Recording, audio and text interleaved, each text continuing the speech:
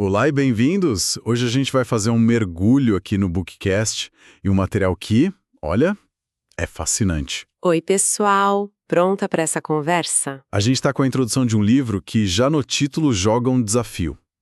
Authors of the Impossible, The Paranormal and the Sacred. Em português, seria algo como Autores do Impossível, o Paranormal e o Sagrado. Isso. O autor é o Jeffrey Kripal, professor de estudos religiosos lá da Rice University. E nosso plano aqui é desvendar só a introdução, que se chama Off the Page, ou Fora da Página. Que já é um ótimo título, E né? já começa bem, né? E logo de cara ele lança um paradoxo que me deixou pensando. Porque o mundo acadêmico, os intelectuais, meio que ignoram ou até ridicularizam experiências paranormais. Tratam como um cabu completo. Exato. Enquanto a cultura pop, sabe, filmes, quadrinhos de super-heróis, séries, abraça essas mesmas ideias com uma paixão enorme. E é uma contradição gritante. E o Kripal tem uma frase ótima para isso.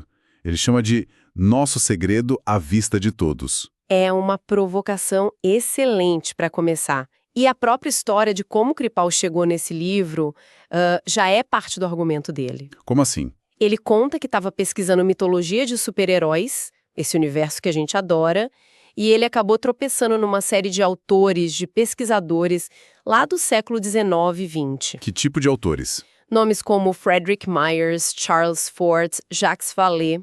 E o que espantou ele foi que esses caras, depois de décadas pesquisando paranormal, coletando dados, chegaram a conclusões metafísicas que eram, assim, chocantemente parecidas com... As histórias do Superman e dos X-Men. Exatamente. Mas o verdadeiro choque para ele, o Kripal, foi perceber que ele, um acadêmico da área, nunca tinha ouvido falar desses caras. Nossa. Era como se a própria profissão dele, sabe, tivesse construído um muro para manter esses pensadores bem longe dele. Ok, vamos desvendar isso então. Porque se existe esse muro, se a academia finge que o assunto não existe, o Kripal precisa criar, sei lá, um novo kit de ferramentas só para começar a conversa. É por aí. Ele não pode usar os termos de sempre, senão a discussão nem sai do lugar, certo? Ele precisa de um novo vocabulário. Exatamente. O primeiro passo dele é tipo uma limpeza do terreno. Ele pega 3 termos-chave e diz, olha, vamos redefinir isso aqui, senão a gente não vai a lugar nenhum. E quais são? O primeiro é o psíquico. Ele fala que essa palavra foi banalizada, mas na origem ela significava algo bem específico. Ele a define como o sagrado em trânsito de um registro religioso tradicional para um registro científico moderno. Uau, peraí. O sagrado em trânsito. Isso é denso. Então, o psíquico é tipo pegar uma experiência que antes era um milagre, uma possessão, Uma visão divina. e tentar colocar debaixo do microscópio, tentar estudar cientificamente. Perfeita analogia, é exatamente isso. É a tentativa, muitas vezes frustrada, de aplicar o método científico a algo que parece desafiar as leis da física que a gente conhece. Entendi. E aí ele introduz o segundo termo, que leva essa ideia um passo adiante, o paranormal. Ok. Para o Kripal, o paranormal é o sagrado em trânsito dos registros religioso-científico para um registro paracientífico ou de misticismo científico. Ah, agora complicou um pouco. É que aqui ele diz a coisa fica mais estranha. Não é mais a fé da religião, nem a razão pura da ciência. Entra em cena o que ele chama de superimaginação. Superimaginação. Eu gosto disso. Soa como algo saído de uma história em quadrinhos, o que, aliás, faz todo sentido com a origem da pesquisa dele. Totalmente. E o terceiro termo? Ele volta para a raiz de tudo, imagino. Sim, ele resgata o conceito central, o sagrado. E para isso ele busca a definição clássica do teólogo Rudolf Otto, o Mysterium Tremendum et Fascinans. Uma expressão em latim. O que significa? Descreve a natureza dupla da experiência do sagrado. É um mistério que é tremendum, ou seja, tremendo, assustador, que te faz recuar. Te dá um pavor existencial? Isso. E ao mesmo tempo é fascinans, absolutamente fascinante, algo que te atrai de uma forma que você não consegue resistir, não consegue parar de olhar. Tipo olhar para o céu estrelado no deserto, aquele misto de medo e maravilhamento. Perfeito.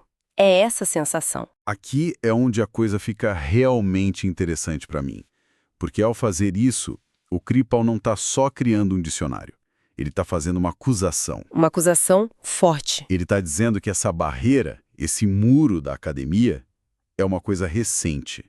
Que a academia moderna foi construída em cima do esquecimento deliberado dessas ideias. Exato. Ele está apontando porque a gente perdeu no caminho.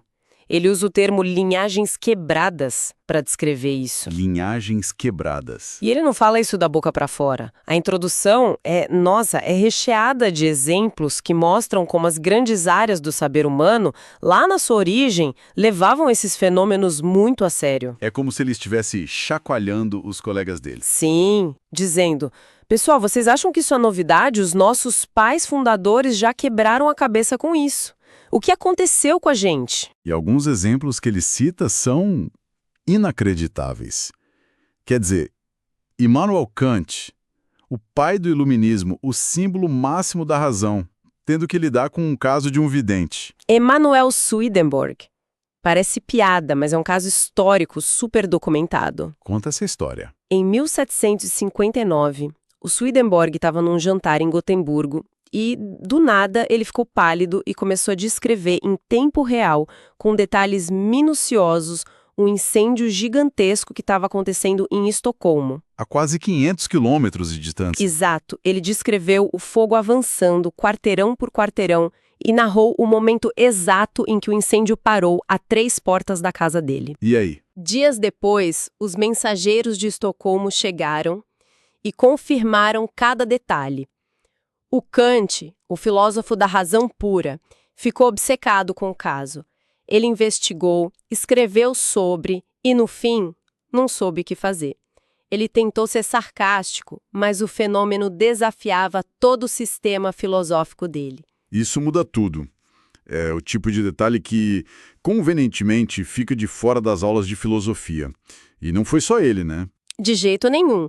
Um pouco depois, o filósofo Arthur Schopenhauer foi ainda mais longe.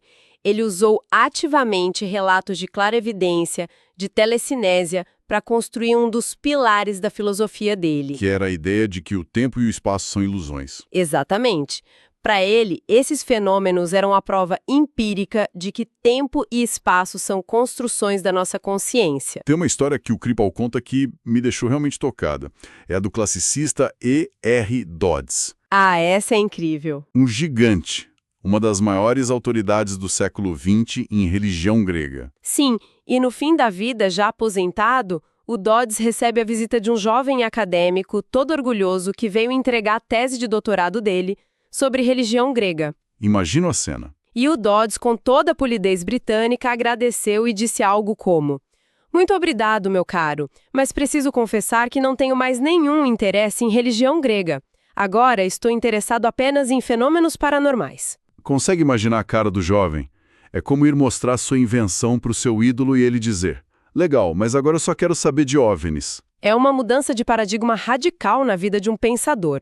E essa linhagem quebrada não se limita à filosofia, pelo que entendi. Não, ela se espalha.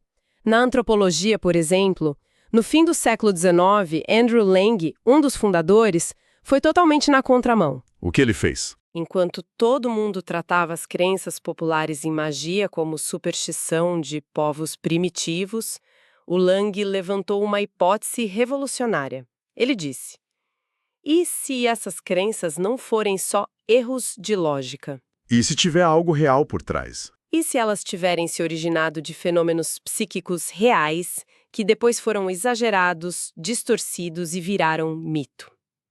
Ele foi praticamente ignorado, claro. Mas acha que o campo de batalha mais explosivo é a psicologia, especialmente com Freud. Kripal descreve uma ambivalência profunda no pai da psicanálise. Profunda é a palavra certa. Publicamente, o Freud era o cientista cético. Mas nas cartas dele e em ensaios menos conhecidos, ele era fascinado pela telepatia. É mesmo? Sim, ele chegou a chamá-la de o núcleo racional do ocultismo. O problema dele era um medo. Medo do quê? Medo do que os colegas cientistas diriam, medo de que a psicanálise, que já era vista com desconfiança, perdesse toda a credibilidade. Ele confessou para um amigo que admitir publicamente seu interesse nisso seria como jogar uma bomba na casa psicanalítica. Uma bomba que, pelo visto, continua explodindo silenciosamente nos consultórios até hoje. Kripal traz uns casos contemporâneos que são perturbadores. Tem um de uma psicanalista, um relato em primeira pessoa. A analista conta que estava numa sessão, ouvindo a paciente descrever uma memória de infância de quando o pai a esfaqueou. Que pesado. E no momento exato em que a paciente diz "ele me esfaqueou aqui na costela esquerda", a analista sente uma dor física aguda, lancinante, exatamente no mesmo lugar do corpo. Meu Deus. Uma dor sem nenhuma explicação fisiológica. A empatia deixa de ser uma metáfora e vira um evento físico compartilhado. Isso é de arrepiar. E para fechar essa sequência, tem um caso que é quase um roteiro de cinema, o da analista Elizabeth Lloyd Meyer. É a história que amarra todo o argumento. Em 1991, a filha musicista da Meyer teve sua harpa, um instrumento raríssimo e caro, roubada. E a polícia não achou nada, imagino. Nada. Desespero total. Aí uma amiga, meio sem jeito, sugeriu que ela ligasse para um vidente. Uma psicanalista ligando para um vidente. Ela relutou, mas o desespero falou mais alto. Ela ligou o vidente usando só um mapa da cidade dela do outro lado do país, apontou para um bairro, descreveu uma rua e uma casa. A polícia foi lá, cética, e encontrou a harpa. Intacta. Não acredito. Exatamente onde ele disse? Exatamente. Uau, essa história da harpa porque não é uma anedota vaga, um sentimento. É um evento concreto físico. Kripal termina a história citando o pensamento que passou pela cabeça da Meyer no carro. Isso muda tudo. E é o ponto central dele. Eventos como esse funcionam como anomalias. E na história da ciência, são as anomalias que forçam a gente a reavaliar todo o sistema. Se a mente pode ver algo a centenas de quilômetros, então a nossa ideia de que a consciência está trancada no crânio está incompleta. No mínimo, incompleta. Certo. Então, se toda essa história foi varrida para debaixo do tapete, qual é a proposta do Kripal?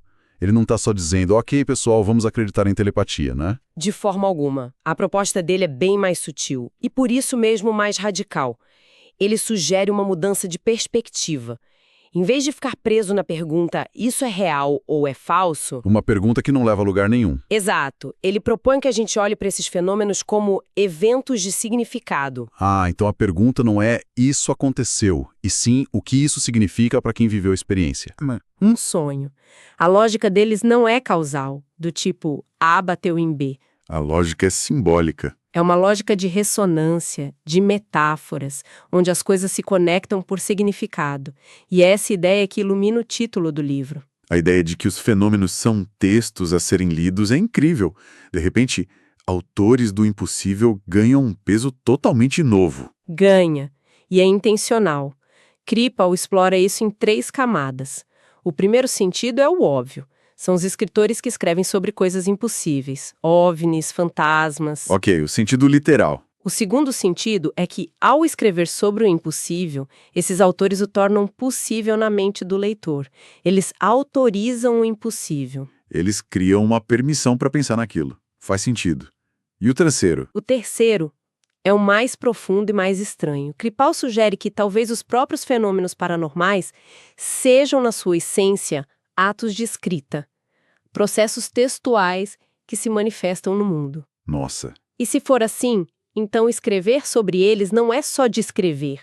Pode ser uma forma de participar, de replicar ou até de invocar esses mesmos processos. Que ideia poderosa. E isso nos leva ao último grande conceito que ele apresenta, que parece ser a chave de todo o livro. A narrativa fantástica da ocultura ocidental. Ocultura? Ocultura só como cultura do oculto. Mas você está dizendo que é mais do que isso. Muito mais. Ocultura é um neologismo que ele usa de forma precisa. Não é só a subcultura de quem gosta de esoterismo. Então o que é? Ele define ocultura como um vasto espaço público, onde o espírito e a matéria, a consciência e o mundo físico se encontram. É onde a consciência, com C maiúsculo, se oculta em formas materiais e simbólicas. Como um filme, um livro, uma teoria. Exato. Mas, ao mesmo tempo, através dessas mesmas formas, ela permite ser vista e cultivada. Então, a cultura oculta e revela ao mesmo tempo. E para ele, tudo, de um gibi do Homem-Aranha a um tratado de física quântica, pode ser uma expressão dessa ocultura. Entendi. Então, para amarrar as ideias da introdução, o convite do Kripal não é para a gente virar crédulo. Não é sobre acreditar em histórias de fantasmas. De jeito nenhum. É um convite para a própria academia, para os pensadores, para expandir as possibilidades da imaginação teórica. É criar um espaço seguro para, no mínimo, discutir essas experiências. Exatamente, você resumiu o espírito da coisa. Não se trata de provar, mas de permitir. E ele fecha a introdução com uma reflexão final, que é um soco no estômago do nosso senso comum. Qual seria? Ele aponta uma contradição gigante. Nós sabemos, há mais de um século, graças a Einstein e à física quântica, que vivemos num universo quadridimensional, um contínuo espaço-tempo bizarro, não local. Um cosmos estranhíssimo. Isso. No entanto, a gente continua a escrever a história, a pensar a psicologia, a viver a vida, como se ainda estivéssemos num universo newtoniano simples, de bola de sinuca. Que ideia maluca e fascinante. A gente vive num universo de ficção científica, mas insiste em pensar como se estivesse num relógio suíço. É uma provocação e tanto. E a pergunta que ele deixa no ar é: por que não podemos reimaginar a história e a nós mesmos fora da caixa ou fora da página do racionalismo moderno? É uma pergunta que abre muitas portas. Sim. E ele usa uma analogia, imaginando se os nossos sistemas de pensamento não são como objetos de uma dimensão superior atravessando a nossa. A gente só vê fatias desconexas que não parecem fazer sentido. Mas e se pudéssemos ver o objeto inteiro? E se esses eventos impossíveis forem só o sinal de uma realidade maior que a gente ainda não compreende? E essa pergunta é um ótimo ponto de partida. É importante lembrar que tudo isso que a gente discutiu é só o alicerce, a base teórica que o Kripal constrói na introdução. Ele está preparando o terreno. Exato. E com essa base estabelecida, nos nossos próximos encontros sobre este material, a gente vai finalmente mergulhar nas histórias dos autores do impossível. Vamos começar com figuras como Frederick Myers e o iconoclasta Charles Fort, o colecionador de dados malditos. Todos os fatos que a ciência varria para debaixo do tapete. Vai ser uma jornada e tanto. Continuando, agora falaremos sobre a primeira seção do livro de Jeffrey Kripal, Authors of the Impossible, intitulada O Livro como Seção. Science, Frederick Myers e a Sociedade de Pesquisa Psíquica de Londres. Isso. Olha, a gente vai mergulhar aqui numa figura fascinante do final do século XIX, um classicista, um poeta, que de repente vira um dos pioneiros na investigação científica de fenômenos, digamos, paranormais. Exatamente. Estamos falando de Frederick Myers, uma mente brilhante que, numa era dominada pelo materialismo científico e pela crise da fé, tentou construir uma ponte... Uma ponte entre a ciência e o espiritual. Isso. Ele não estava satisfeito em apenas acreditar ou descrer, sabe? Ele queria investigar. E essa investigação o levou a cofundar a Sociedade de Pesquisa Psíquica SPR em 1882 e a desenvolver conceitos que, influenciaram a psicologia por mais de um século. Certo, vamos desempacotar isso. O livro o apresenta com uma ideia poderosa, a de que um texto, especialmente um como o de Myers, pode funcionar como uma sessão espírita. É uma ideia incrível, né? Ele escreveu sua autobiografia para ser lida póstumamente, como se estivesse falando do além-túmulo. Então a intenção era essa mesmo? Totalmente. Ele acreditava que suas palavras poderiam conectar mentes através do tempo e do espaço. É tipo uma forma de telepatia literária. Que fascinante. E o contexto aqui é tudo, né? A época em que ele vivia. Com certeza. Myers vivia numa época em que o darwinismo abalava as fundações da religião.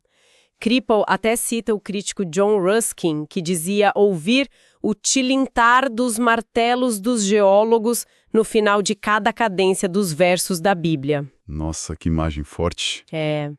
A fé estava se desintegrando e Myers e seu círculo de intelectuais de Cambridge se recusaram a aceitar o dogma, tanto religioso quanto científico. Eles queriam usar o método científico para investigar as grandes questões da vida. A alma, a sobrevivência após a morte, essas coisas. Exatamente.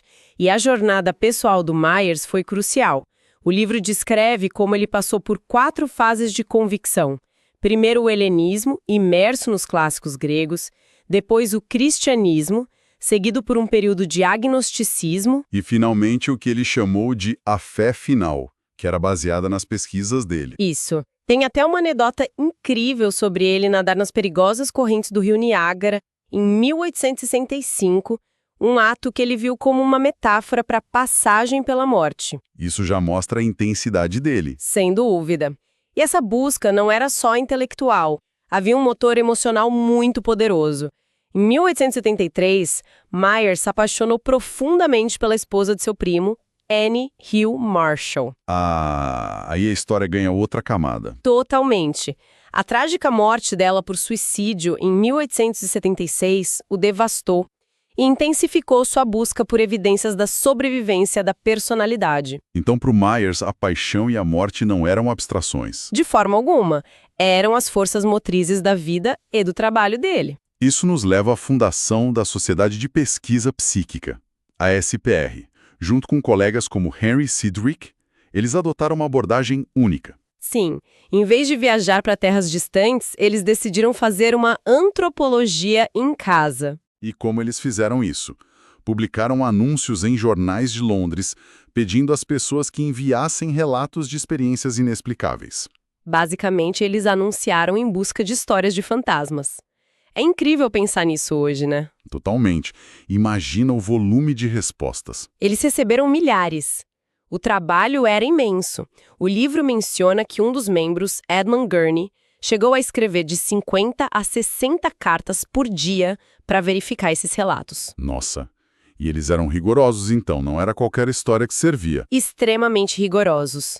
Exigiam testemunhas, depoimentos assinados e descartavam a maioria dos casos.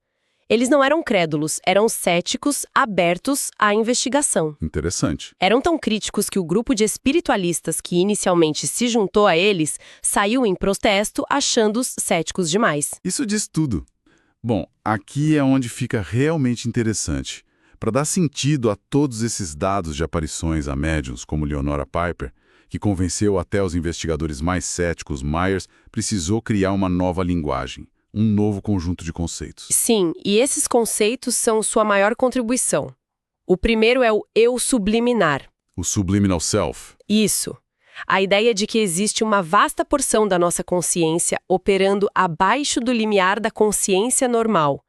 Não é o inconsciente instintivo de Freud, sabe? Qual a diferença principal? É que, para Myers, essa camada mais profunda podia se conectar a um mar cósmico de consciência. Ele usava a metáfora do espectro eletromagnético. Assim como a luz invisível aos nossos olhos, haveria faixas de consciência invisíveis ao nosso ego cotidiano. Exatamente essa ideia. Genial. E o segundo conceito? O supernormal.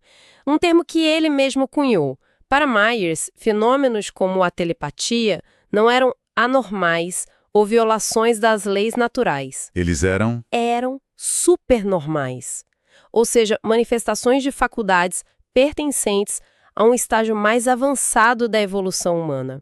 Eram vislumbres do nosso futuro evolutivo. Que virada de chave? Em vez de ser algo primitivo, é algo do futuro? Pois é. E isso nos leva ao terceiro, talvez o termo mais famoso dele. Telepatia. Telepatia. Literalmente, sentir a distância. Myers enfatizou muito o componente emocional, o pathos. Certo, não eram só informações sendo transmitidas, eram sentimentos. Sentimentos profundos, geralmente ligados aos 2 maiores dramas humanos, o amor e a morte. Tudo se conecta.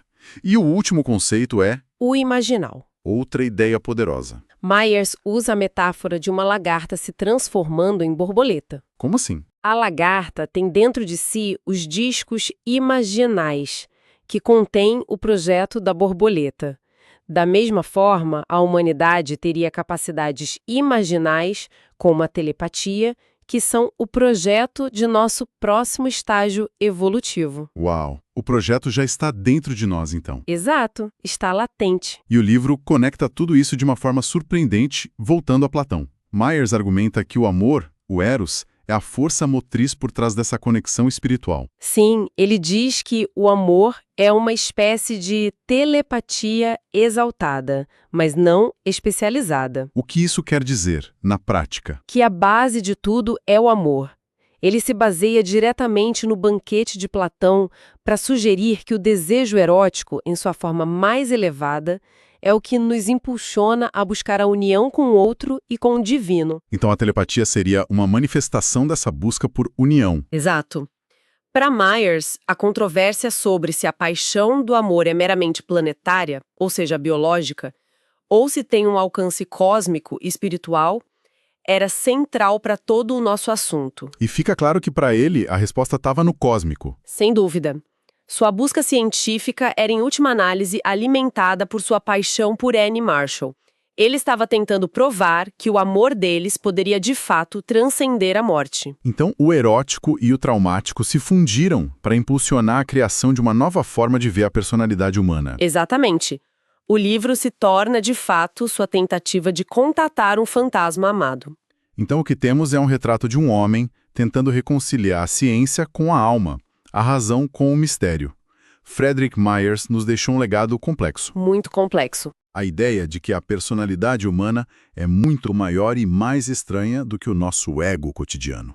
E que talvez as experiências mais incomuns sejam vislumbres não do passado supersticioso, mas de um futuro evolutivo. É um convite para olhar para os dados malditos, as experiências que não se encaixam em nossas caixas conceituais e perguntar o que elas podem nos dizer sobre a natureza da consciência e da própria realidade. É um testemunho da tentativa de levar a sério a totalidade da experiência humana. Exatamente. Uma base fascinante. Na sequência, vamos explorar outro autor que levou essa exploração de dados anômalos a um nível completamente diferente. Continuando, agora falaremos sobre a segunda figura central no livro de Jeffrey Prepel, Authors of the Impossible, um homem chamado Charles Fort. Ah, o Fort. Esse é um personagem e tanto. Um personagem e tanto. Ele viveu de 1874 a 1932 e, olha, é uma das figuras mais excêntricas e fascinantes que eu já li a respeito. Pensa nele como um colecionador de anomalias, quase um jornalista do inexplicável. Totalmente. A dedicação dele era algo, assim, obsessivo. Obsessivo. Por 25 anos, ele praticamente morou na Biblioteca Pública de Nova York e no Museu Britânico. Ele lia todo e qualquer jornal, todo periódico científico que ele encontrava. E o objetivo era um só, né? Um só. Caçar tudo aquilo que não tinha explicação. Ele juntou, tipo, umas 60 mil anotações. 60 mil é um volume de trabalho que beira o absurdo. Uma vida dedicada a catalogar o esquisito. Completamente. E tem uma frase dele que, para mim, resume tudo. Ele disse: "Não posso dizer que a verdade é mais estranha que a ficção porque nunca tive contato com nenhuma das duas." Genial. Ele não viu o mundo como uma coisa ou outra. Para ele era um estado permanente de verdade e ficção. E é aí que ele se diferencia totalmente da figura que a gente analisou antes, o Frederick Myers. O Myers era um acadêmico tentando, sabe, salvar os fenômenos psíquicos. Dá uma roupagem científica, né? Exato. Um lugar na mesa dos adultos. O Fort, não. Ele não queria salvar nada. Ele queria usar o paranormal como um pé de cabra para demolir os sistemas de conhecimento existentes, tanto a religião quanto a ciência. Ele não estava construindo uma teoria. Não. Ele estava jogando bombas intelectuais nos alicerces de todo mundo. E a munição principal dele eram os dados dos amaldiçoados, como ele chamava. Perfeito! E é muito importante entender o que ele queria dizer com amaldiçoados. Não era nada demoníaco. Amaldiçoado, para o Fort, significava excluído. Ah, entendi. Ele era o patrono dos fatos órfãos, sabe? Aquelas informações que a ciência e a religião varriam para debaixo do tapete porque, assim, bagunçavam a arrumação da casa. Eram os dados que não cabiam em nenhuma planilha, em nenhuma doutrina. E que tipo de dados eram esses? O que ele encontrava? Ah, de tudo. Ele documentou centenas de relatos de chuvas bizarras. Chuva de peixes no meio da cidade, chuva de rãs, de caramujos, até de uma matéria gelatinosa meio viva que ninguém conseguia identificar. Nossa! E isso levou a citar uma frase de Thoreau que virou o lema dele. Algumas evidências circunstanciais são muito fortes, como quando se encontra uma truta no leite. Adoro essa frase. É ótima, né? A truta não deveria estar ali, mas está. E agora? O que você faz com essa informação? Ignora, inventa uma desculpa ou repensa tudo que sabe sobre leite e trutas. Ok, mas uma coisa é colecionar 60 mil anotações com essas bizarrices. Outra é fazer algum sentido disso. Ele tinha algum sistema para não enlouquecer ali ou a loucura era um método? Ele tinha um método, sim. Um método comparativo. O Ford acreditava piamente que o conhecimento de verdade não vem de um dado isolado, mas das conexões que você faz. Dos padrões. Dos padrões que ninguém vê porque estão todos olhando para lugares diferentes. Como ele mesmo dizia. Por explicação, quero dizer organização. O ato de organizar os fatos, de colocar um do lado do outro, era a explicação. Mas isso vai totalmente contra o que a ciência moderna prega, né? A especialização é vista como a chave, né? Como ele defendia essa ideia de ser um generalista do estranho? Ele era um crítico feroz da especialização. Para ele, era o mal, uma visão de túnel que impedia as pessoas de verem o quadro completo. Entendi. O biólogo que estuda rãs nunca vai ler o artigo do meteorologista sobre padrões de vento estranhos. E o astrônomo não vai conversar com nenhum dos dois. Então, o padrão de rãs caindo do céu nunca é visto como um fenômeno, mas como uma anedota boba. O forte era o cara que lia os três e dizia, pessoal, senta aqui, vamos conversar. E ele usava humor para isso, né? Para atacar essa visão de túnel. Tem algum caso que ilustra bem? O melhor exemplo é o da cidade fantasma. Em 1890, várias pessoas em Ashland, Ohio, viram o que parecia ser uma cidade inteira flutuando no céu. Ok. Os religiosos, claro, disseram, é a Nova Jerusalém, uma visão divina. Um físico local, tentando ser superracional, publicou uma nota dizendo que era só uma miragem de Sandusky, uma cidade a quase 100 quilômetros de distância. Duas explicações que não podiam ser mais diferentes. Exato. E aí vem o forte. Ele junta as duas e escreve com a maior naturalidade. Pode ter sido uma revelação do céu, e pelo que sei, o céu pode se parecer com Sandusky. É genial. É. Com uma frase, ele debocha da certeza cega da religião e da certeza arrogante da ciência. Ele sugere que ambas podem ser igualmente ridículas. É o tipo de piada que irrita todo mundo na sala, o mestre do caos intelectual. Mas por trás desse humor todo tinha uma filosofia bem mais profunda, né? Muito mais. A base do pensamento dele é o que o Kripal chama de monismo radical. A ideia é que, no fundo, não existem diferenças reais entre as coisas. Tudo é uma expressão de uma única totalidade inclusiva. Certo. A metáfora que ele usa é nojenta e brilhante ao mesmo tempo. Ele dizia, acho que somos todos insetos e ratos, e somos apenas diferentes expressões de um queijo que tudo inclui. Uau! Ok, isso é brilhante, mas também é um pouco niilista. Se tudo é só queijo, se uma pessoa, uma pedra e uma estrela são a mesma coisa no fundo, então nada importa de verdade. É uma ótima pergunta. Não é niilismo no sentido de que nada importa. É mais no sentido de que as nossas categorias são arbitrárias e limitadas. A gente traça linhas e diz, isso é humano, isso é matéria. O Forte diz que essas linhas são ilusões. E isso leva para outra ideia dele, A filosofia do hífen. Ele detestava binarismos. Real versus imaginário, mente versus matéria. Para ele, não existia mente e matéria, mas sim mente e matéria agindo sobre matéria-mente. Espera aí. Mente e matéria agindo sobre matéria-mente. O que isso quer dizer na prática? Que os nossos pensamentos podem literalmente afetar o mundo físico e vice-versa, sem uma barreira clara. Exatamente isso. É a base do que ele chamou de intermediatismo. Pensa assim. A gente costuma ver o mundo em preto e branco, né?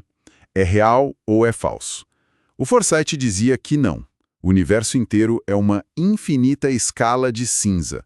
Nada é 100% uma coisa ou outra. Tudo está sempre no meio do caminho. Num estado instável. Exato. É uma ideia bem desconfortável, mas o mais maluco é como ele aplicou essa filosofia para entender a própria história da humanidade. É o próximo passo lógico. Se a realidade é fluida, então nossas formas de entendê-la também são. O Forte propôs que a história se divide em eras ou dominantes. Cada uma é um sistema que se torna hegemônico por um tempo. E como eram essas eras? A primeira foi a velha dominante, a religião. O sistema era baseado na crença, governado por padres. O problema para ele é que tudo que não se encaixava no dogma era jogado fora como heresia. Certo, um sistema de exclusão. Exatamente. Depois veio a era dele, a dominante atual, a ciência, baseada na explicação e governada por cientistas. Ele via a ciência da época como um novo sacerdócio, tão dogmático quanto o antigo. Também excludente. Também. Se um fato não podia ser explicado, era descartado como erro, fraude, alucinação. Era um avanço, mas um avanço arrogante. Se a religião era o passado e a ciência o presente dele, ele imaginou um próximo passo.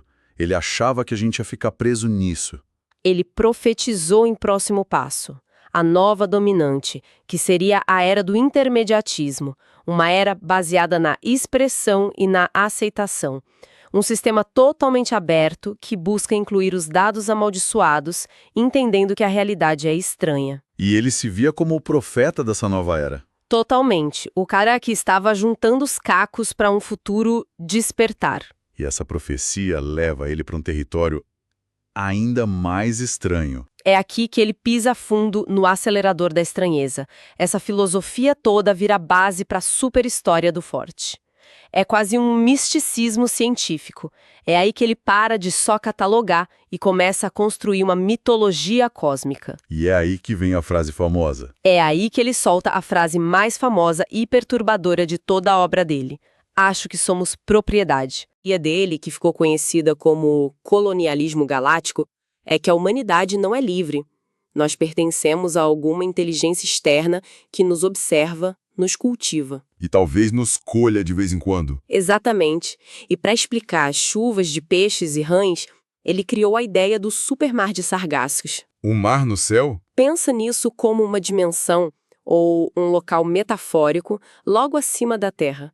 Um lixão cósmico, de onde essas coisas estranhas são descartadas pelos nossos donos. É impressionante. E o mais incrível é que, ao construir essa mitologia, ele acabou prevendo com décadas de antecedência quase todos os elementos do fenômeno OVNI.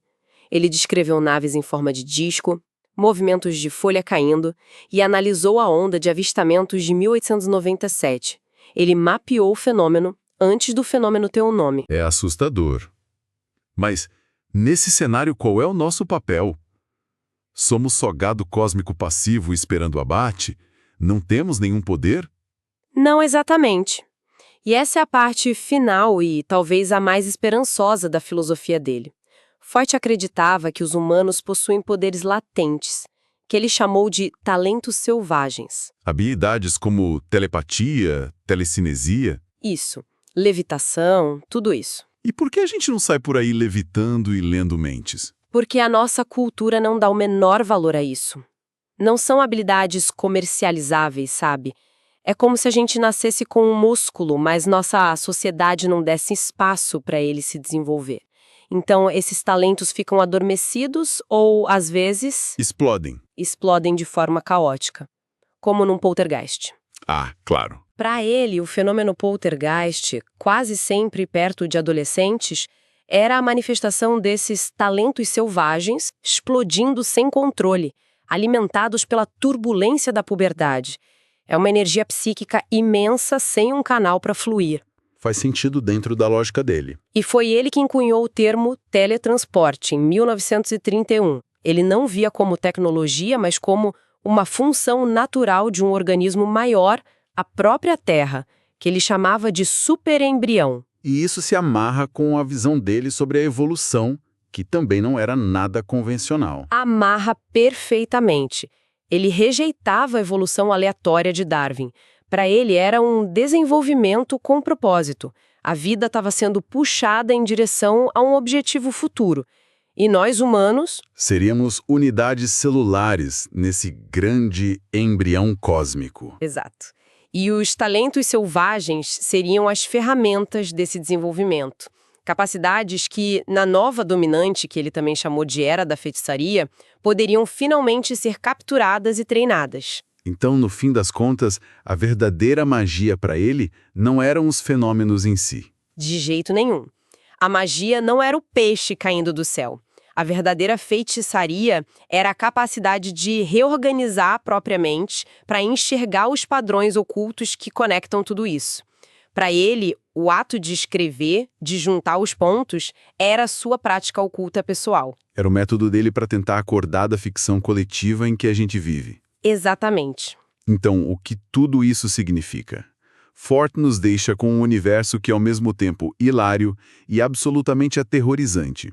Um lugar onde não somos os protagonistas, mas talvez personagens de uma novela cósmica mal escrita por uma inteligência alienígena entediada. É bem por aí. Ele não deu respostas fáceis, mas plantou as sementes de uma mitologia poderosa que explodiu na ficção científica, nos quadrinhos e em toda a cultura OVNI do século XX. É isso. A contribuição única dele, como o Kripal aponta, não foi provar o paranormal. Foi usar o paranormal como uma ferramenta para questionar a própria natureza da realidade. A grande lição que ele deixa é: fique de olho no que a galera joga no lixo. É no material descartado que podem estar as pistas mais importantes. Essa mitologia que o Ford ajudou a criar, essa ideia de uma realidade controlada por forças estranhas, seria levada a um nível de sofisticação totalmente novo pela nossa próxima figura. Um cientista da computação e astrônomo que mergulhou fundo no fenômeno OVNI e viu padrões que mais ninguém estava vendo. Na sequência, analisaremos as ideias de Jacques Vallée. Continuando, agora falaremos da terceira figura em nossa análise, Jacques Vallée, e sua investigação sobre o fenômeno OVNI, descrita como a tecnologia futura do folclore. E o Vallée é uma figura que, nossa, já é um quebra-cabeça por si só. De um lado, você tem um cientista da computação, um dos pioneiros da ARPANET, que é basicamente a avó da internet. Exato, um cara do Vale do Silício totalmente lógico. Isso, um capitalista de risco com os pés fincados na realidade. E do outro, um humanista, quase um místico. E ainda tem aquele detalhe, né? Ele foi a inspiração para o personagem do cientista francês em Contatos Imediatos do Terceiro Grau. O Claude Lacombe, do Spielberg. Um fato incrível. Então a pergunta que fica é: como um cara com uma mente tão técnica chega a conclusões que soam assim, impossíveis sobre OVNIs? Essa é a grande questão. E a resposta, segundo o material que a gente analisou, é que Vallée nos convida a sair desse debate de sempre. De existe ou não existe? Exatamente. Ele diz que a discussão fica presa entre a razão cega, que nega tudo, e a crença cega, que aceita tudo. Vallée propõe um terceiro caminho. O autor aqui chama de gnose, sabe? Uma busca por um conhecimento meio proibido. Entendi. Para ele, a pergunta "são naves de outros planetas?" já começava errada. Era pequena demais para um fenômeno que parecia estar entrelaçado com a nossa história, com os nossos mitos, com a consciência humana. Ok, vamos desvendar isso. Se a pergunta inicial estava errada, qual foi o estalo? O que fez ele perceber isso e sair da ciência convencional? Porque eu imagino que um astrônomo nos anos 60 não começa a carreira pensando em fadas e duendes. Não mesmo. O ponto de virada foi bem concreto e até meio brutal. Foi lá no início dos anos 60, ele era um jovem astrônomo no Observatório de Paris. Certo. E ele viu com os próprios olhos a destruição deliberada de dados sobre OVNIs. Fitas com registros, filmes, tudo era sistematicamente apagado pelos superiores dele. A ordem era clara. Isso aqui não é para ser estudado. Pera, apagado? Não era tipo arquivado como anomalia não identificada. Foi destruído de propósito. Destruído. E o momento que cristalizou tudo para ele foi quando o chefe dele recebeu uma carta de um pesquisador independente muito respeitado, o Aimé Michel. O Michel estava oferecendo todo o arquivo dele, de décadas, sobre o fenômeno. E o chefe do Vallée leu a carta e, com o desprezo que o Vallée nunca esqueceu, disse que o Michel não era um louco, era um escroque, um vigarista. Uau, escroque. Essa palavra é pesada. O Vale admirava o trabalho do Michel, então ouvir isso deve ter sido um choque enorme. Foi o gatilho. Foi como se dissessem para ele, não só não vamos investigar, como vamos ativamente insultar quem tenta. Aquilo acendeu nele a ideia do que ele chamaria de ciência proibida. E ele começou a ver um padrão, imagino. Sim, ele foi atrás de outras histórias. Encontrou o caso famoso do radar sobre Washington, D.C. em 52. Vários objetos rastreados sobrevoando o Capitólio. Caças foram enviados, tiraram fotos de objetos luminosos. E as fotos? Foram imediatamente confiscadas por oficiais. A mensagem era sempre a mesma, não tem nada para ver aqui. E essa experiência com a censura, com essa hostilidade toda, acaba moldando a metodologia dele, certo? Se a ciência oficial não quer nem olhar, ele precisa criar um jeito novo de analisar os dados. Perfeitamente. Quando ele vai para os Estados Unidos e começa a colaborar, meio por baixo dos panos, com o projeto Blue Book, ele tem acesso a milhares de casos. E aí ele percebe uma coisa fundamental. Que seria? O fenômeno não se comportava como algo puramente físico, lá fora, mas também não era só alucinação, algo subjetivo aqui dentro. Era os dois, ao mesmo tempo. Ah, e essa percepção de que o fenômeno vive num espaço intermediário. É a porta de entrada. É o que leva ele para a ideia mais revolucionária dele, que ele apresenta no livro Passaporte para a Magonia. E essa ideia de ser ambos é a chave para a conexão com o folclore, não é? Porque as histórias de fadas, duendes, gênios, elas também vivem nesse lugar, entre o que as pessoas juram que aconteceu e uma experiência quase de sonho. É exatamente essa sacada dele. Ele começa a traçar paralelos que são, assim, impressionantes. Ele percebe que os relatos modernos de abdução por alienígenas são idênticos na estrutura às histórias antigas de gente levada pelo povo pequeno, pelas fadas. Para aqueles reinos mágicos, né? Isso, reinos onde o tempo passa diferente. A pessoa some por uma noite e volta anos depois. Ou o contrário, é o mesmo fenômeno de tempo perdido que os abduzidos relatam hoje. E tem a questão da comida também, né? Eu lembro de ter lido sobre isso. Sim, os ocupantes dos OVNIs vivem oferecendo comida ou bebida estranha. Tem a história famosa do fazendeiro que recebeu panquecas de seres de um disco voador. Panquecas? É um eco direto das lendas onde as fadas oferecem comida. E a regra no folclore é clara. Se você comer a comida deles, você fica preso no mundo deles. É um elemento que se repete. A embalagem mudou de fada para alienígena, mas o software do encontro parece ser o mesmo. E aqui é onde fica realmente interessante. Porque ele não está dizendo que OVNIs são fadas pilotando navinhas. A teoria é muito mais elegante e, sinceramente, muito mais estranha que isso. Muito mais. A tese central do Vallée é que o fenômeno é um tipo de camaleão cultural. Ele se adapta. Ele se manifesta de acordo com a expectativa e a tecnologia da época. Faz sentido. Na Roma Antiga, eram escudos voadores. Na Idade Média, navios celestiais.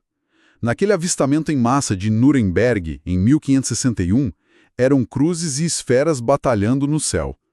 Na era industrial, viraram dirigíveis misteriosos. E na nossa era espacial, viraram os discos voadores. A forma muda, mas a estrutura por baixo, o absurdo, os efeitos na mente das pessoas, isso continua. Exatamente. E ele argumenta que esse absurdo é intencional, é parte da mensagem.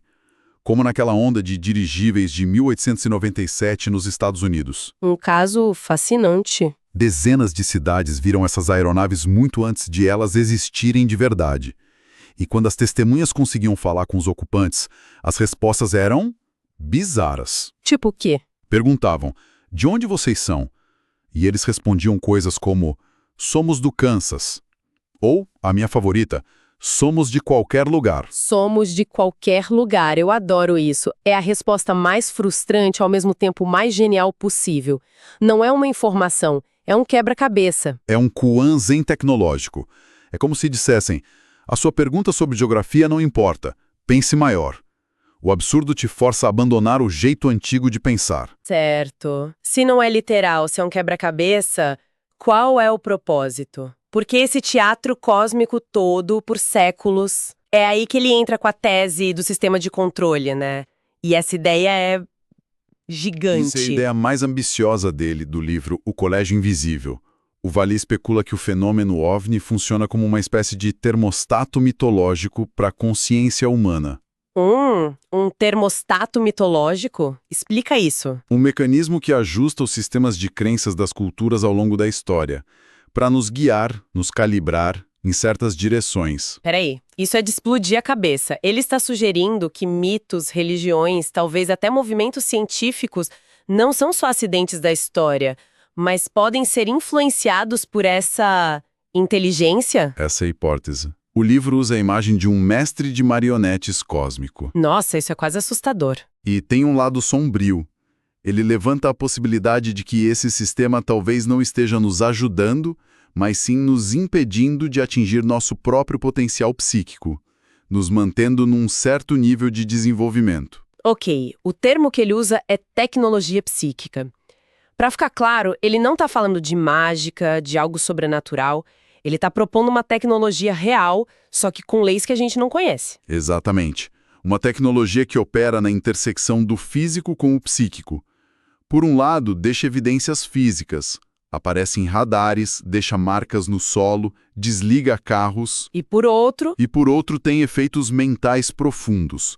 Comunicação telepática, projeta imagens na mente das pessoas, altera a consciência. Interage com a matéria e com a mente. Então, a pergunta de $1 milhão. Se é uma tecnologia, de onde ela vem? Se não são necessariamente os homenzinhos verdes, qual é a alternativa? É aqui que Vallée dá o salto mais herético dele. Ele sugere que a fonte pode não ser extraterrestre, mas sim ultraterrestre, de outra dimensão, ou a hipótese mais louca de todas. Que é? Talvez a fonte seja humana, vinda do nosso próprio futuro. Certo, agora a gente foi para outro nível. Humanos do futuro, como isso funcionaria? Ele usa uma analogia de software. Pensa na história como um programa de computador. Se os humanos do futuro descobrem que o programa vai travar, vai dar um crash, guerra nuclear, desastre ecológico... Eles não podem só voltar e avisar o paradoxo? Exato. Mas eles poderiam hackear o passado, inserir anomalias, eventos estranhos, absurdos, em pontos-chave, para sutilmente alterar o código cultural. Os OVNIs seriam tipo uma autocorreção da história. É uma ideia incrivelmente engenhosa. Então o folclore não é só história, é a própria ferramenta. A tecnologia do folclore do título. Exatamente. E isso leva a questionar a nossa realidade. Ele acredita que o nosso espaço-tempo de 4 dimensões é só uma fatia de uma realidade muito maior, um multiverso. Então os OVNIs não seriam naves viajando pelo espaço? Seriam janelas se abrindo a partir dessas outras dimensões, portais. Ele tem um termo ótimo para nossa visão limitada, né? Algo sobre chauvinismo. Chauvinistas eletromagnéticos. É genial. A gente acredita que a realidade é só o que a gente consegue medir com nossos instrumentos, que opera numa faixa minúscula do espectro. É como olhar o universo por um buraco de fechadura. Perfeito. Vale, como astrofísico, sabe que 95% do universo é matéria e energia escuras, que a gente não faz ideia do que seja. Ele só está dizendo, talvez tenha mais coisa acontecendo fora do nosso facho de luz. E essa abertura para o invisível se conecta com os interesses pessoais dele, que o livro menciona. Ele tinha um pé no esoterismo. Sim, e isso é crucial para entender a mente dele. Ele e o colega dele, o Hynek, tinham interesse em tradições como o rosacrucianismo. Eles tinham um grupo secreto, o Colégio Invisível, para discutir essas ideias proibidas. Então, para eles, a ufologia era mais que só estudar objetos voadores. Era um processo de iniciação, um caminho para um conhecimento mais profundo sobre a realidade, a consciência, o nosso lugar nisso tudo. Então, para a gente amarrar, a jornada com Vallée nos leva para muito longe do ponto de partida. A gente começa com um disco voador e termina com um mistério que dissolve as fronteiras entre físico e psíquico, tecnologia e mito. A conclusão dele não é uma resposta, é uma pergunta muito maior. O fenômeno não está só lá fora, mas está conectado de forma inseparável com o que está aqui dentro da gente, com a consciência humana. Sem dúvida. A proposta do Vallée é uma das mais radicais que você pode imaginar. Porque se ele estiver minimamente certo, isso questiona tudo. A origem das religiões, a autonomia da nossa história, a natureza da realidade. É muita coisa. Ele nos força a encarar a possibilidade de que o folclore não é um museu de histórias mortas. É uma tecnologia viva, um sistema que continua a moldar o nosso mundo de jeitos que a gente mal começou a entender. Na sequência, vamos explorar outra perspectiva fascinante apresentada neste livro. Continuando, agora falaremos sobre o quarto e último autor analisado no livro Authors of the Impossible, o sociólogo e filósofo francês Bertrand Meerhost. Isso. E o Meerhost já é um caso à parte desde o começo, né? Totalmente. Porque, diferente dos outros pensadores que a gente discutiu, ele não alega ter tido nenhuma experiência paranormal assim, direta. Exato. Ele se vê mais como um super comparatista. Isso, um conector de ideias, só que ao mesmo tempo ele parece atrair umas coincidências que são impressionantes, para dizer o mínimo. A história do avião é o melhor exemplo disso. É quase uma sinopse do pensamento dele. É fantástica. Ele está lá num voo, indo para Califórnia, lendo um livro sobre o quê? Sincronicidade, do Jung. Claro, tinha que ser. Aí o passageiro do lado, um professor budista, vê o livro e puxa pato. Acontece que esse professor tinha sido muito próximo do filósofo Krishnamurti. E eles passam a viagem inteira numa conversa super profunda. Até aí uma coincidência e tanto, mas ainda, ok. Pois é, mas é o final que arrepia. Eles desembarcam em Los Angeles e a primeira coisa que eles ouvem no sistema de som do aeroporto é uma chamada. Não. Atenção, chamando o Sr. Krishnamurti. Sr. Krishnamurti, por favor, compareça ao balcão de informações.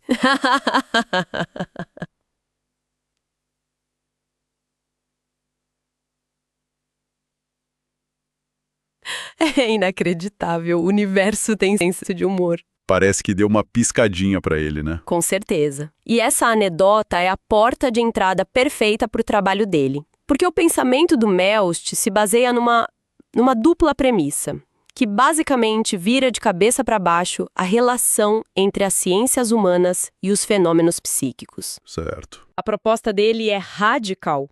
Não é que um pode estudar o outro. É que um precisa do outro para se entender. Ok, vamos com calma nisso. A primeira parte dessa premissa, então, seria de que as ciências humanas, filosofia, literatura, arte, são essenciais para estudar o paranormal. Por quê? Porque esses fenômenos não são só dados brutos. Eles são, acima de tudo, eventos de significado. São histórias. Não dá para medir uma premonição, né? Exato.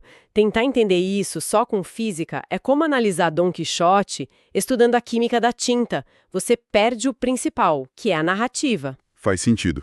Mas e a segunda parte? Você disse que era a mais provocadora. Essa é a que inverte o jogo. Meerhost diz que os fenômenos psíquicos podem trazer as ciências humanas de volta à consciência. Como assim de volta à consciência? É uma crítica direta. Ele argumenta que o meio acadêmico, nas últimas décadas, se esforçou muito para reduzir a consciência a um simples produto da cultura. Quer dizer, a ideia de que a nossa mente é só um reflexo da nossa língua, da nossa sociedade. É isso, precisamente. A consciência seria um eco da cultura.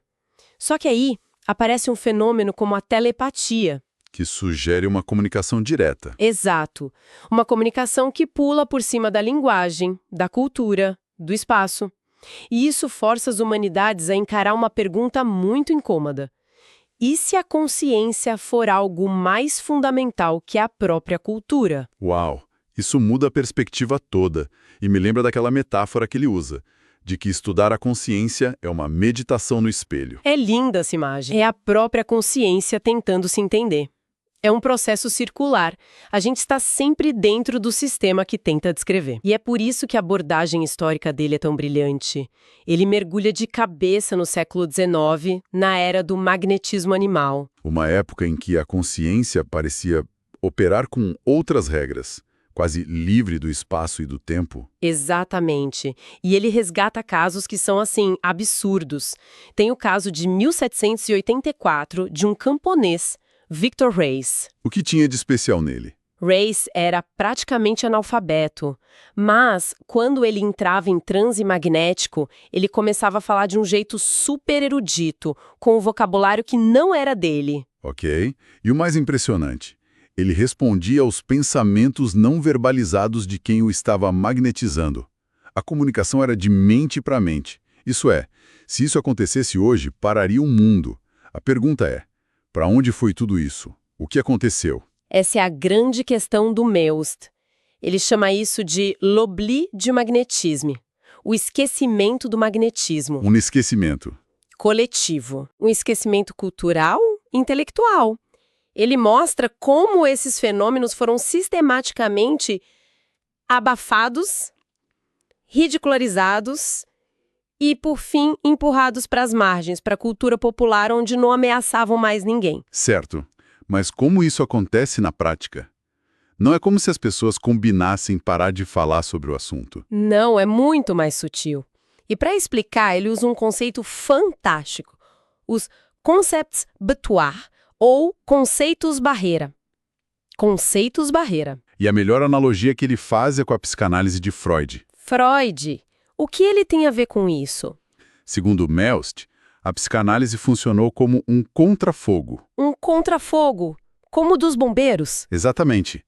Você tem um incêndio metafísico gigantesco que é a pesquisa psíquica, com telepatia, clarividência, coisas que dissolvem as fronteiras do eu. É radical demais. E aí vem Freud e cria um incêndio menor e controlado.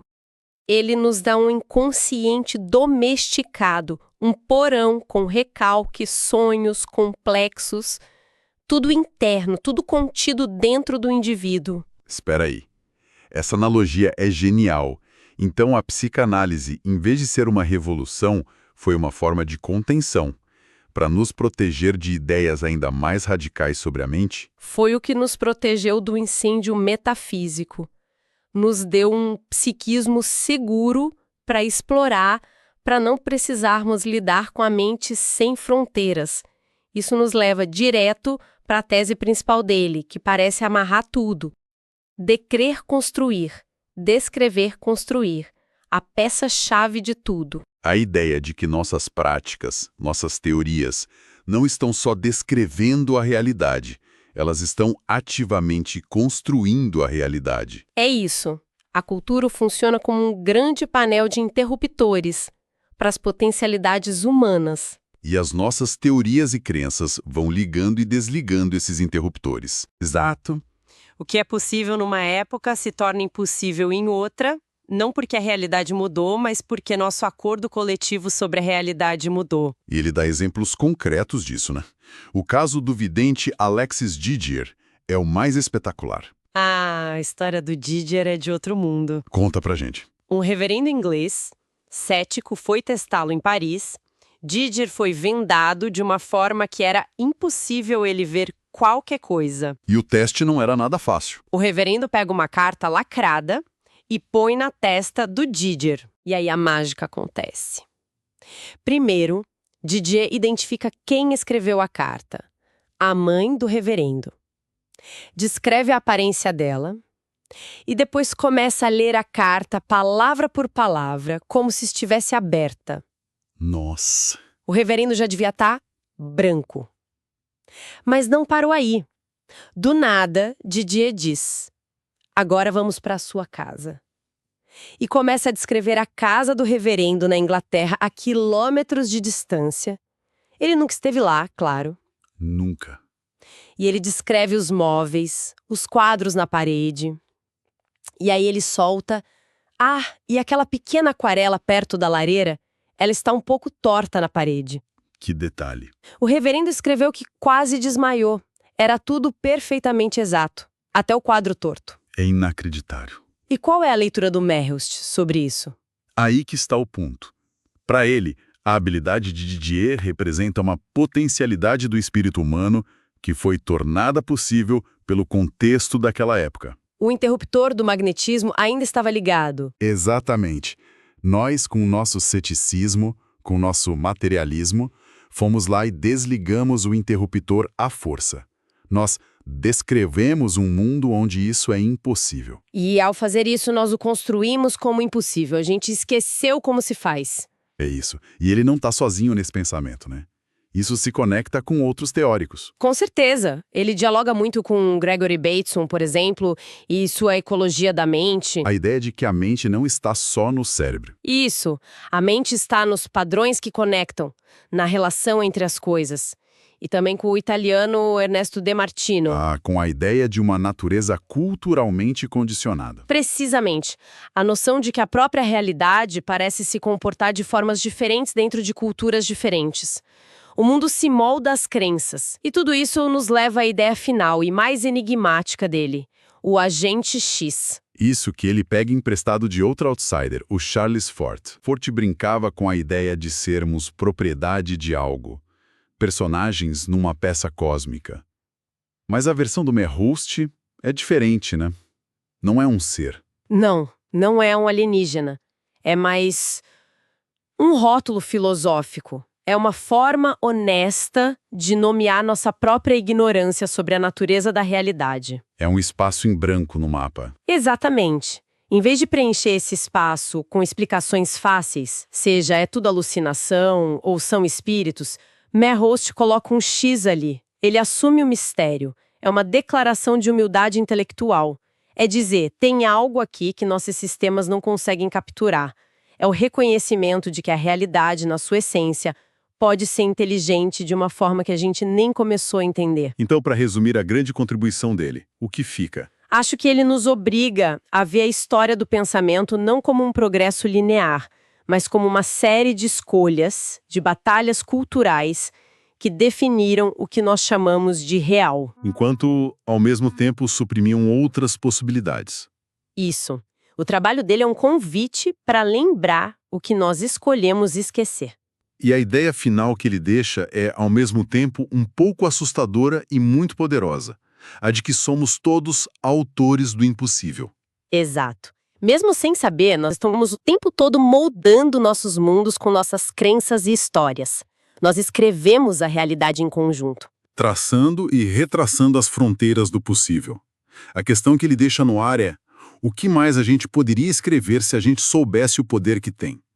Na nossa próxima análise, vamos explorar outra seção deste livro fascinante. Continuando, agora falaremos sobre a conclusão do livro Autores do Impossível, de Jeffrey Kripal, uma seção intitulada De Volta à Página e Encerramentos Impossíveis. Um título bem sugestivo. Muito.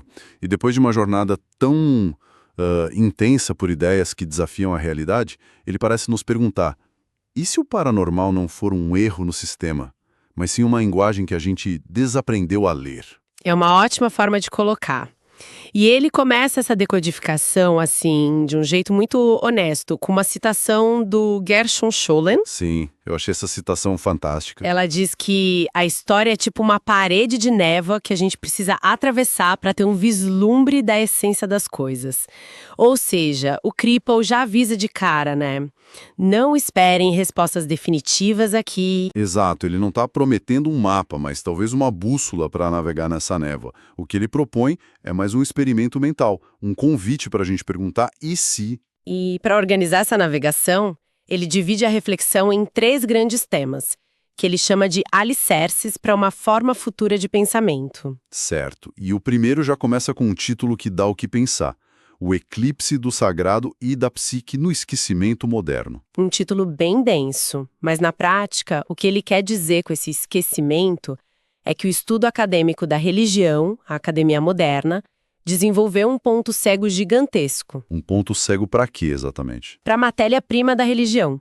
Ele argumenta que na raiz de quase toda experiência religiosa do mundo, a gente encontra fenômenos que hoje seriam rotulados de paranormais. Visões, curas milagrosas, presença de espíritos idolos, esse tipo de coisa? Exatamente. Essa é a base. E a academia moderna, na sua tentativa de ser estritamente científica, objetiva, meio que ignora essa base. É como um crítico de gastronomia que só analisa os ingredientes e a receita, mas se recusa a provar a comida, né? Perfeito! A provocação dele é essa. Por que os estudos religiosos fogem do coração pulsante do seu próprio objeto de estudo? Ele defende que analisar esses fenômenos a sério, não importa se você os vê como reais ou como projeções psicológicas, enriqueceria imensamente o campo. E é aí que ele fala das anomalias. Certo. O que seriam as anomalias nesse contexto? Uma anomalia é aquele dado que não encaixa no modelo. E ela pode ser duas coisas. Pode ser só um ruído estatístico, um erro a ser descartado para limpar os dados, ou pode ser um sinal, um vislumbre de algo novo, o começo de uma quebra de paradigma. O Kripal nos convida a tratar o paranormal não como ruído, mas como um sinal em potencial. Um sinal de que o nosso mapa da realidade talvez esteja incompleto. Ok. Então, se a academia tem esse ponto cego, para a gente entender a experiência, primeiro a gente precisa entender o nosso. Equipamento, a consciência, certo? Perfeito. Essa é a ponte para o segundo grande tema dele. Consciência, cultura e cognição. A estrutura fantástica da mente e cérebro. E aqui ele volta com aquela ideia do cérebro como filtro. Exato. A tese de que o cérebro não produz a consciência, mas a filtra ou a transmite. Como um rádio que não cria música, mas sintoniza uma frequência que já existe no ar. Essa ideia tem um apelo intuitivo muito forte, sabe? Da consciência ser algo maior que o cérebro só, e canaliza. Tem. E ela ecoa uma doutrina muito antiga, a do Homo duplex, o ser humano como um ser duplo. Parece complicado, mas é aquela briga interna que todo mundo sente, né? Exatamente. É a sua planilha do Excel contra a sua intuição. A razão que diz, isso é impossível, e aquele arrepio na espinha que diz, e se for? O Kripal argumenta que essa dualidade não é um defeito, mas a própria estrutura da nossa consciência. E o que eu acho legal é como ele conecta essa filosofia antiga com a neurociência, mesmo que metaforicamente, falando das funções dos hemisférios cerebrais. Um mais lógico, outro mais intuitivo. Sim, ele usa isso para fundamentar o modelo do livro todo. De um lado, a gente tem a consciência pura, a fonte, o que ele chama de o real. E do outro? Do outro, a cultura, o cérebro, a linguagem, que funcionam como esse filtro projetando uma versão simplificada da realidade, o que ele chama de a ficção. Ficção não no sentido de ser mentira, mas de ser uma construção, uma história que a gente conta para si mesmo. Perfeitamente. E os fenômenos paranormais, então, seriam o quê? Uma falha nesse filtro. Um bug no sistema. Seriam momentos em que o real vaza através do filtro. E por isso eles parecem tão absurdos, tão ilógicos. Ele sugere que o absurdo desses eventos tem um propósito. Nos chocar para fora do nosso pensamento dualista. Daquela caixinha de ou é real ou é falso, ou é mente ou é matéria. Isso. Esses eventos borram essas fronteiras. Mas espera aí. Para um cético, isso soa meio perigoso. Tipo, abandone a razão e acredite no que sentir. Como ele se defende disso? Essa é a questão central. E ele é muito claro. A proposta não é, de jeito nenhum, abandonar a razão. É parar de tratar a razão e a intuição como inimigas. Certo. Ele usa uma analogia que eu acho belíssima. Elas são como os dois motores de um avião. Você não escolhe um ou outro, você precisa dos dois funcionando juntos para voar. Tentar entender o mundo só com um deles é como tentar voar em círculos. Faz sentido. A ideia é integração, não exclusão. E essa integração nos levaria ao terceiro tema, que me parece o mais prático de todos. Da realização à autorização, rumo a uma hermenêutica do impossível. Exato. E hermenêutica é só uma palavra chique para a arte da interpretação. Ele está propondo uma nova forma de interpretar esses eventos, um novo manual de instruções. E ele descreve isso em 2 etapas para se tornar um autor do impossível. Vamos lá, qual é a primeira? A primeira é a realização. A realização é basicamente a pílula vermelha do Matrix. É quando cai a ficha. A ficha de quê? A ficha de que nós somos, em grande parte, escritos pela nossa cultura, pela nossa linguagem. A realidade que a gente vive é, nas palavras dele, um transe consensual. Nossa, transe consensual é uma expressão muito forte. É forte e faz pensar, né? Vivemos dentro de um roteiro que a gente não escreveu, achando que essa é a única realidade possível. Faz a gente questionar quanta coisa no dia a dia a gente faz no automático só porque é assim que as coisas são, sem nunca pensar no roteiro. É exatamente esse o sentimento que a realização provoca. É um desconforto, mas é só a partir desse desconforto que o segundo passo se torna possível. Que é a autorização. O que seria isso? A autorização é a virada de chave. É um momento em que você percebe que está atuando no roteiro e decide pegar a caneta. Ah, entendi.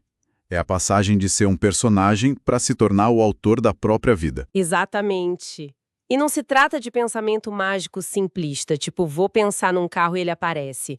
É um trabalho interno muito mais sutil. É sobre intencionalidade. Sim, sobre sincronizar aqueles dois motores, o racional e o intuitivo, para começar a escrever um roteiro mais autêntico.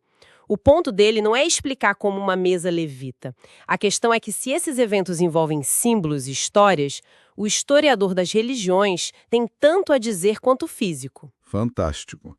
E depois de toda essa teoria densa, ele não fecha o livro com um resumo. Ele muda completamente o tom. Ele pega um dos eventos mais sagrados do catolicismo e vira de cabeça para baixo. Sim, a parte sobre Fátima é genial. Quando eu li, eu tive que parar e reler, porque os detalhes que ele traz, que estão nos registros originais, transformam uma história de fé em algo que parece saído de um episódio de Arquivo X. É exatamente essa a intenção. Ele chama de encerramentos impossíveis e descreve como uma performance de incerteza fantástica. Ele quer mostrar na prática como um evento estranho é capturado e codificado por uma cultura. E Fátima, em 1917, é o laboratório perfeito para isso. Então vamos aos fatos, como o Kripal apresenta. Como tudo começou? Tudo começa com 3 crianças pastoras. Elas relatam ter visto, depois de uns flashes de luz muito intensos, sem trovão, uma pequena senhora brilhante flutuando sobre uma árvore. E o detalhe crucial aí é que, no início, ela não se identifica como a Virgem Maria, né? Exato. Esse enquadramento, essa identidade vem depois. No início, era só uma senhora de luz, a cultura local que forneceu o software de interpretação. Entendi. E tem mais detalhes bizarros que a narrativa religiosa tradicional meio que varre para debaixo do tapete. Várias testemunhas relataram a queda de uma substância branca, filamentosa, que eles descreveram como cabelos de anjo. Cabelos de anjo? Sim, ou flocos de algodão. E o mais estranho é que essa substância se dissolvia, evaporava, assim que era tocada. Peraí, isso é incrível, porque isso conecta direto com o primeiro ponto dele, sobre o esquecimento moderno. Um detalhe físico como esse, que não se encaixa na narrativa, é simplesmente apagado da história. A cultura filtrando a realidade em tempo real. Em tempo real. E esse fenômeno dos cabelos de anjo é um clássico na literatura ufológica, mas é um completo estranho na teologia católica. Aí a gente chega no clímax, em 13 de outubro, o famoso Milagre do Sol.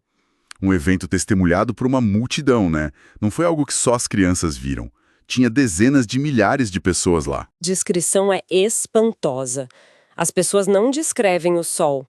Elas falam de um disco prateado e opaco. Um disco que dava para olhar diretamente. Sim, e que girava sobre si mesmo em altíssima velocidade, projetando feixes de luz colorida sobre a multidão e a paisagem. E tem a parte mais estranha, ele não ficou só girando no céu, ficou. Não! As testemunhas descrevem que esse disco pareceu se soltar e descer em zigue-zague na direção da multidão, que ficou aterrorizada. As pessoas acharam que era o fim do mundo. E o efeito físico inexplicável. O calor. Tinha chovido o dia todo, estava tudo encharcado.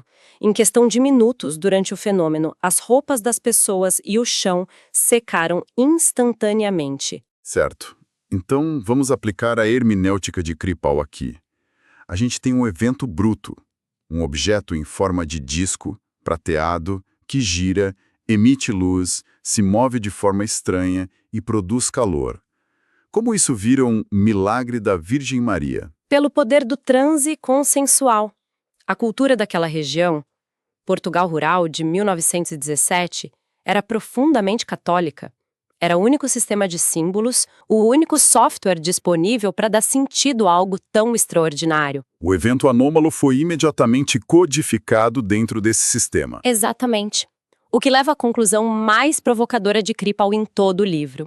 O paranormal tornou-se o sobrenatural, e o sobrenatural tornou-se o religioso. É um processo de tradução. O disco prateado entra no filtro cultural e sai do outro lado como o sol dançante da Virgem Maria. É a demonstração perfeita da teoria dele. A experiência é real para as testemunhas, mas o significado dela é uma construção. E ele finaliza com uma última especulação, quase uma nota de rodapé. Qual? Ele nos lembra que a forma de um rosário, um círculo com uma cruz pendurada, é idêntica ao símbolo astronômico do planeta Vênus. Vênus, a deusa romana, a estrela da manhã. Exatamente. O que sugere, talvez, a cristianização de um simbolismo pagão muito mais antigo, a deusa sendo transformada na Virgem do Rosário. É mais uma camada de interpretação mostrando como a cultura escreve e reescreve a experiência. É uma forma realmente brilhante de fechar o livro. Deixa a gente com a sensação de que a realidade é muito mais um texto a ser interpretado do que uma rocha sólida. Uma conclusão que de fato nos deixa com mais perguntas do que respostas. Agradecemos a quem nos ouviu por nos acompanhar nesta análise. E convidamos quem escuta a compartilhar suas reflexões sobre esses temas e a continuar conversa por meio dos canais do programa. A participação de todos enriquece imensamente essa exploração.